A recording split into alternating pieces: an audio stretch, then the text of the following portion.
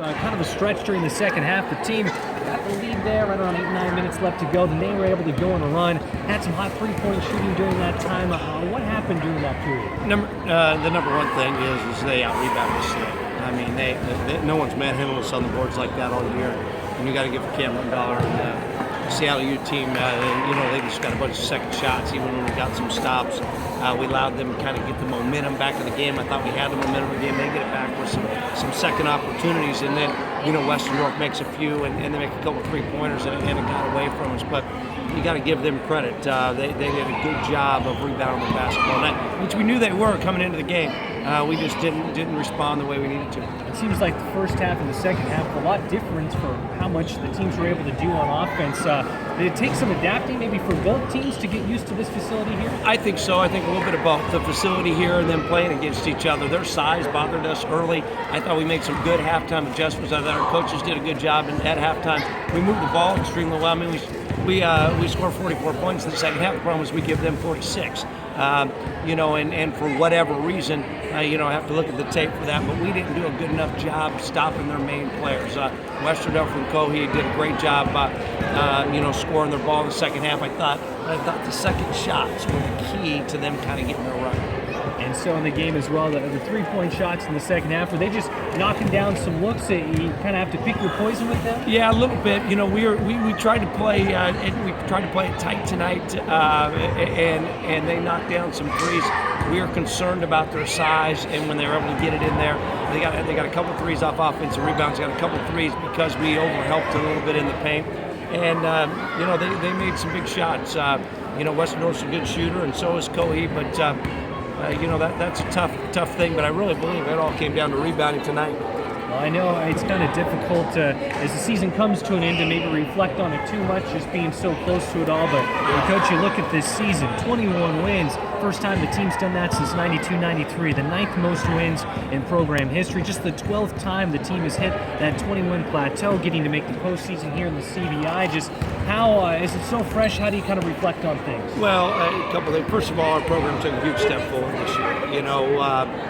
We lost 4 starters from last year's team, and one thing this team did is they bought in to what we were teaching. They bought into being Vandals. They bought into being how special it is, and they made the season really special.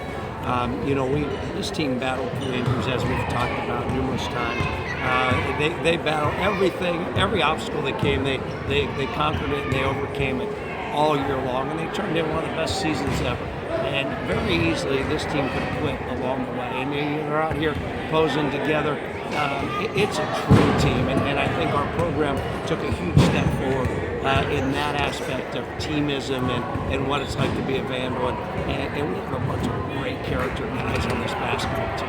Well, I don't think you can overstate the importance that a senior like Chris Sarbaugh brought to the team, the contributions of Paula Poway and Deshaun George, but I think that's the good news, is because I didn't start listing off a bunch of names there. There's just 3 guys who are seniors that are going to be graduating. How excited are you? How optimistic are you for the future of the program? Well, I'm extremely optimistic about the future. Those 3 guys did a great job, though. I don't want to talk past them. I mean, Paul Poway, what a great character. My goodness. I mean, a guy who started last year, didn't play a lot this year, came to work every day, never caused no problems. I mean, he's got my respect for life. Deshaun George didn't play a lot as a junior, started some, had some big games, and then Chris was tremendous all year long, leading our team. So those 3 guys were awesome. But the guys returning, we're excited about. We just booked a trip, or just signed a contract to a trip to China here in June that we're going to take because we think it's a great year. We got 12 guys returning, a great chance for us to go and use that foreign tour experience.